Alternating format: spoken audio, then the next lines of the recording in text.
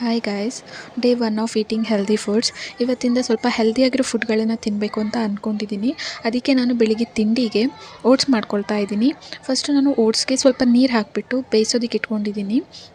ಆಮೇಲೆ ಫ್ರೂಟ್ಗಳನ್ನು ಕಟ್ ಮಾಡೋಕ್ಕೆ ಸ್ಟಾರ್ಟ್ ಮಾಡಿದೆ. ಫಸ್ಟ್ ನಾನು ಆ್ಯಪಲ್ನ ಕಟ್ ಮಾಡಿಕೊಂಡೆ. ಹಾಫ್ ಆ್ಯಪಲ್ ತೊಗೊಂಡಿದ್ದೀನಿ. ಅದನ್ನು ಚೆನ್ನಾಗಿ ಚಿಕ್ಕದಾಗಿ ಕಟ್ ಮಾಡಿಕೊಂಡೆ. ಅದಾದಮೇಲೆ 2 ಬನಾನ ತೊಗೊಂಡೆ. 2 ಬನಾನೂ ಚೆನ್ನಾಗಿ ಕಟ್ ಮಾಡಿಕೊಂಡೆ. ಅದಾದಮೇಲೆ ಒಂದು ಬೌಲ್ ತೊಗೊಂಡು ಅದಕ್ಕೆ ನಾವು ಏನು ಬೇಯಿಸಿಟ್ಕೊಂಡಿದ್ವಲ್ಲ ಓಟ್ಸು, ಅದನ್ನು ಆ್ಯಡ್ ಮಾಡಿದೆ. ಮತ್ತು ಸ್ವಲ್ಪ ಮಿಲ್ಕ್ ಹಾಕಿದ್ದೀನಿ. ಮಿಲ್ಕ್ ಹಾಕಿ ಎರಡನ್ನೂ ಮಿಕ್ಸ್ ಮಾಡಿ ಅದಕ್ಕೆ ನಾವು ಕಟ್ ಮಾಡ್ಕೊಂಡಿರುವಂಥ ಎಲ್ಲ ಫ್ರೂಟ್ಗಳನ್ನು ಮೇಲ್ಗಡೆಯಿಂದ ಹಾಕಿದೆ.